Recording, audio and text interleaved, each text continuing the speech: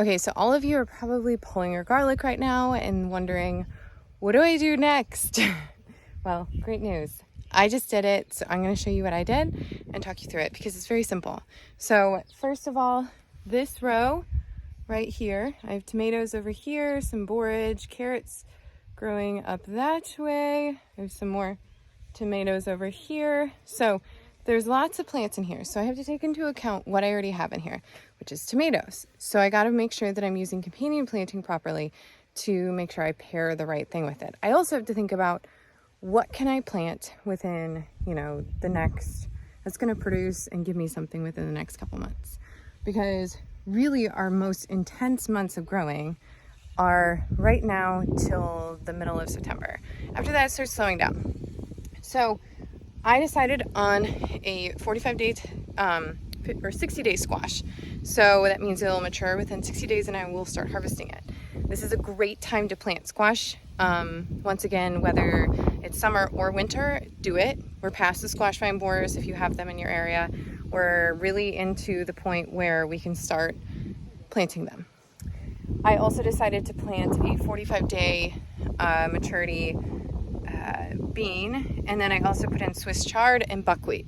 So buckwheat's a really fast growing cover crop. It's going to be something that my chickens love to eat it, so I just let it go all the way through its cycle and then let them enjoy it and eat it. If it reseeds, it's great because it just continues that process. So I use it a lot in the garden. It's also beautiful. It brings in lots of pollinators. It's really lovely to add biodiversity into the garden, as well as bring in nutrients.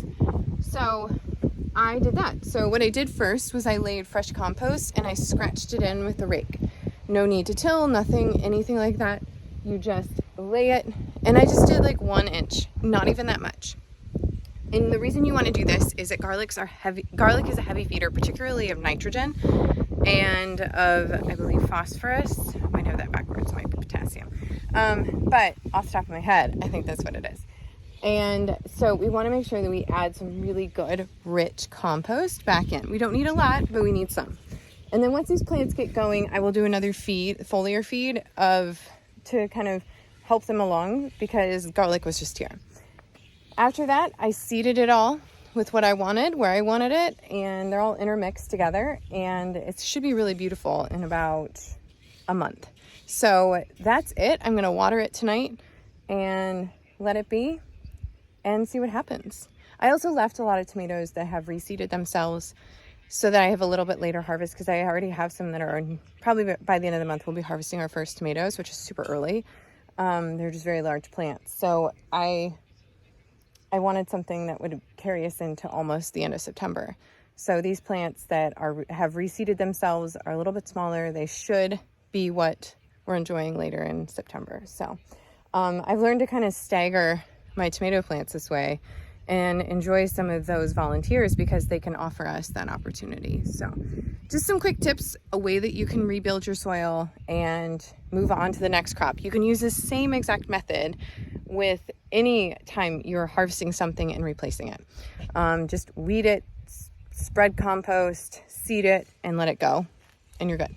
So I hope that's helpful. If you have questions, always leave them below. I'm happy to answer.